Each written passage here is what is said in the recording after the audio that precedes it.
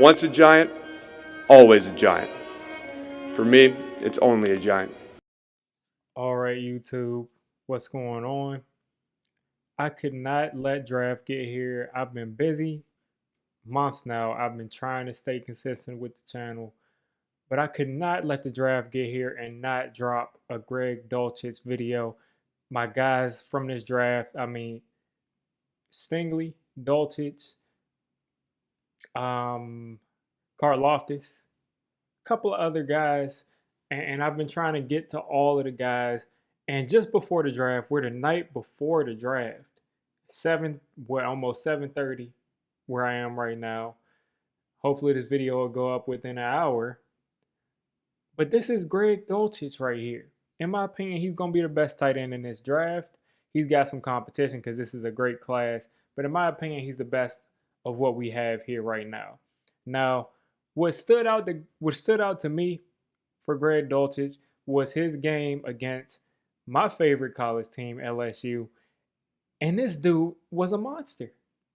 He made big plays down the field.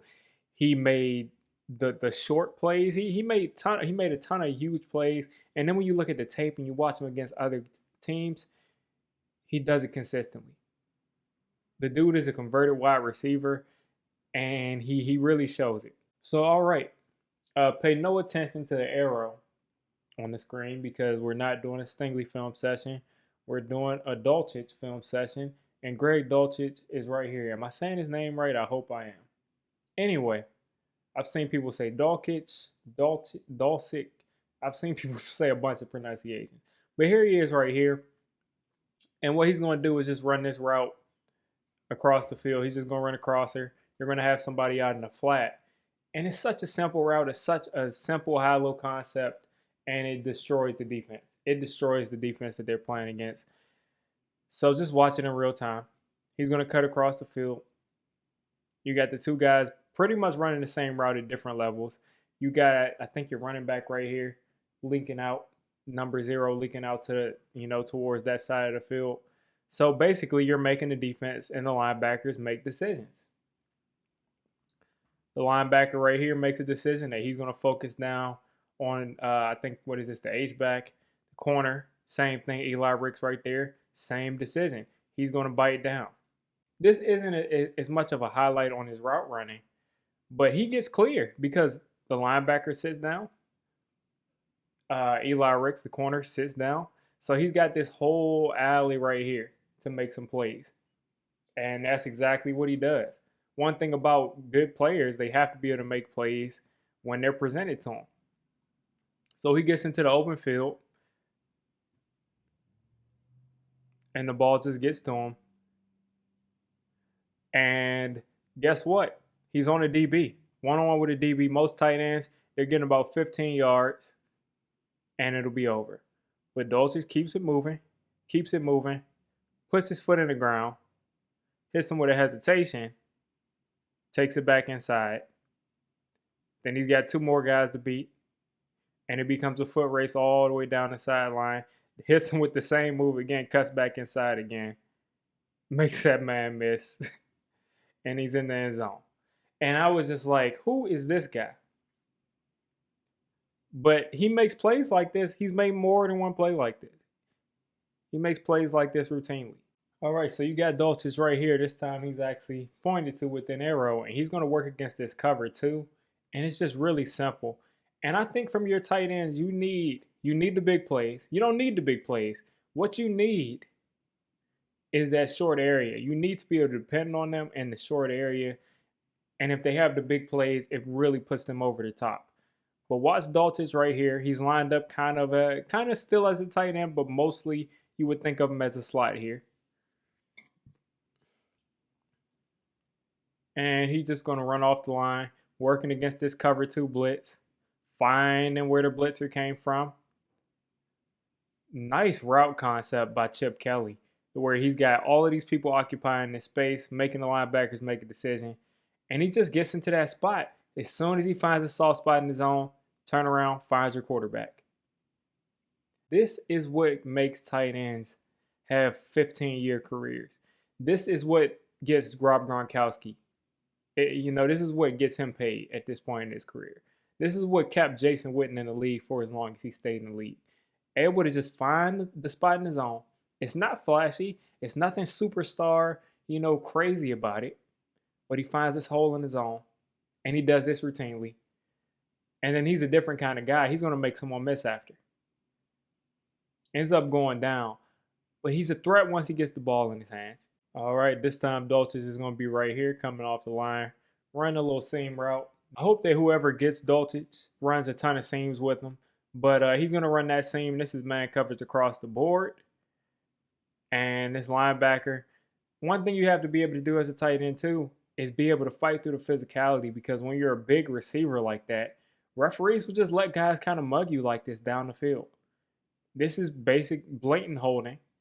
Do I see a referee anywhere throwing a flag? No. So you got to fight through it as a tight end. So he's fighting through this hold. He's still being held now. He gets free, and he rebounds. Nice catch. Nice high point catch. Doesn't have to jump too high to do it. I think he's 6'3", but he looks like a bigger target than that. Goes up and gets the ball, and is already making moves. I mean, the dude is going to be special. I'm telling people he's going to be special. The guy that he reminds me of right now is a faster version of Travis Kelce. And this isn't me saying that he's going to be Travis Kelce, because that's ridiculous to just say. But the way he's able to be that athletic tight end and have a little wiggle and be able to, find those spots in his own, I think is a real strength. But, just to show that he can go up and get the ball a little. He can fight through contact. So on this play, there's two things. He's able to get open, so that's a positive. He's able to make a nice catch on pretty much a late throw.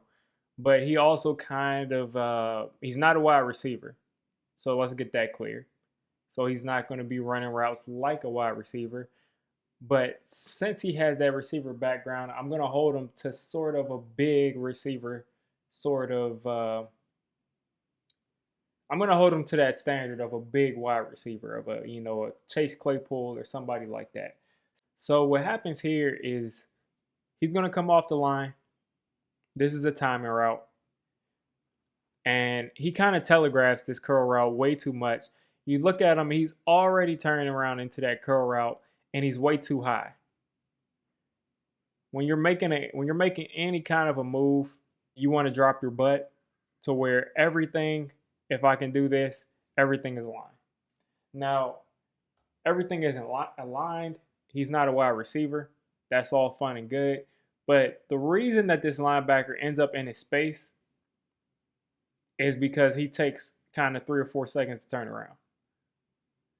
And at that point, he's gone too far.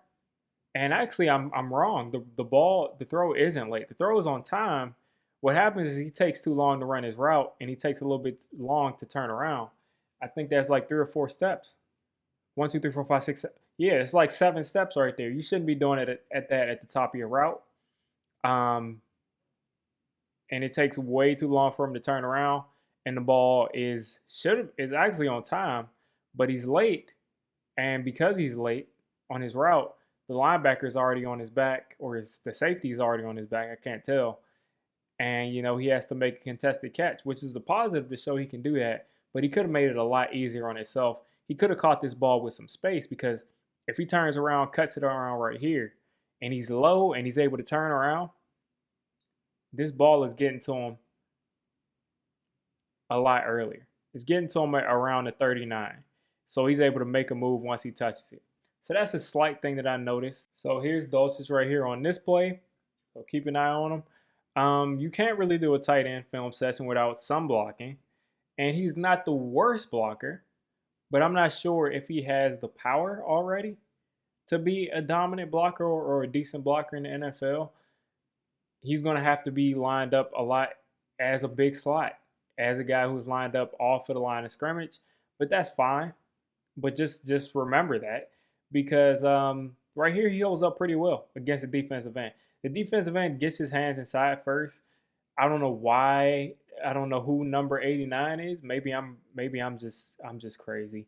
because I'm pretty sure that's not Drake Jackson. I'm pretty sure Drake Jackson is on the other side.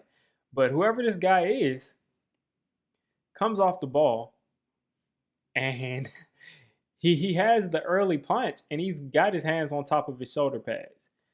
If he puts his hands inside of Greg Dulcich's chest, he's winning that and he's probably in the backfield like instantly. But instead, his hands are on top of his shoulders. Greg Dulcich is able to kind of recover, and he doesn't really move him. So it shows that he has a little bit of power, but it's also horrible technique from the edge player right there.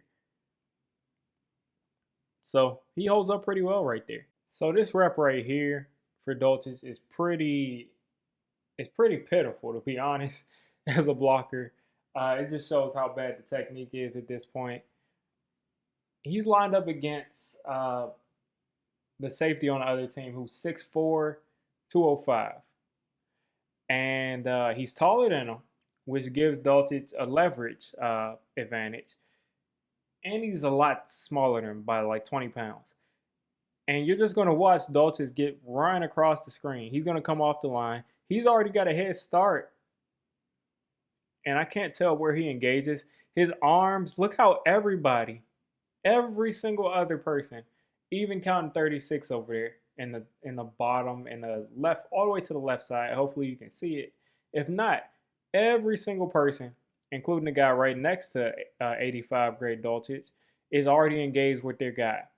He still isn't engaged. He's got his arms wide. Still hasn't engaged, still wide. His arms still aren't punching. And he just lets the safety put his hands inside first. So once the safety gets his hands inside, watch this. He takes him for a ride. He's going to leave the screen, and then he's going to come back. And just keep jacking him up. And the play's over, but it's just like he's letting him push him all the way across the screen. I just thought that was funny. I guess he initially did his job, and he kind of pulled up. But it's just like, hey, have some pride, man. You're the bigger guy. Just bury that dude, or at least don't let him push you around. All right, now Dulcich right here is going to work himself on a drag route across the screen. Pretty basic, regular drag route. He's matched up against the corner right here. One-on-one coverage. And bad matchup because they underestimated his speed. And he's just going to just start off. The corner is way too far behind him. He's going to get the ball in stride. And just watch him stick his foot in the ground again. Watch it happen again. Boom. Spin. He's got moves, man. I mean, and when I say this, it's not a direct comparison because I hate to make direct comparisons because you can't predict how somebody's career is going to go. But the only tight end I've seen that was at this size, that was this wiggly, not just this fast, because I think he's probably faster than Kelce, but that's this much wiggle is Travis Kelce. I don't see other tight ends doing spin moves and all that stuff. This is Travis Kelce-esque. He's up in the middle of the field, and he's making guys miss like that. All right, we got Dulcich again, and he's just going hightail it right up the seam. I don't know what's going on with my software, but that's an arrow. Anyway, he's going to go right up the seam. And it's just, this is the reason that Dulcich is going to be tight end one. This is why. Because he can get a pass up the seam and actually do something with it.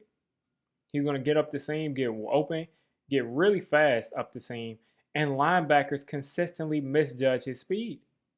He's going to run right past them. Check it in real time. Right past them. And then that difference in speed shows up to where he's not getting caught. He's able to turn around and look for the ball right down the middle of that cover too. And he's gone. Gone all the way. Like that, at that point, it's over. So, all right, that's my take on Greg Dulcich. I have another film session. I think I'm going to be able to get it out on Jelani Woods. It's going to be either Jelani Woods or George Pickens. But I have something else coming out. But I think that this guy right now, Greg Dulcich, is going to be tight end one after the draft. He's probably not going to get drafted first, but I think he's going to be tight end one. I would definitely consider taking him in the second round. I think he will go in the second round because I've seen him kind of shoot up boards. At first, he was going in like the fourth round, but he's shooting up boards, so he might go in the late second round, early third round. And I think that's going to be your best tight end out of this draft. I think the speed is too much. I mean, look at the form and the frame, man. Look at the frame and look at him. No feet are touching the ground. That's sprinter speed. That's sprinter level, form. So I think that he's going to be way too fast. I think he's going to be way too tough to cover. He's got way too much wiggle. He's got to refine a little bit of the route running. He's got to probably put on a little weight and mostly just technique. Mostly just technique in the blocking. All you got to do as a tight end most of the time is get in the way. No one's running powers behind your tight end unless you have like George Kittle there. But all he's got to do is get in the way. And the team that gets him, that knows how to use him, they're just going to just line him up in the slot. He's going to be a big slot.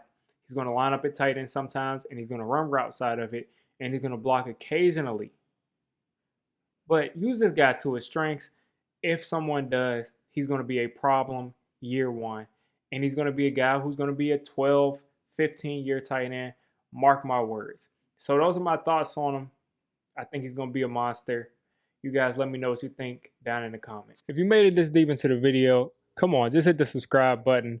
I make Giants content primarily, draft content secondarily, and during the season, I'm going to be doing a lot of reacting to pretty much most of the NFL games and everything NFL. So if you made it this deep, go ahead and join the D6 squad.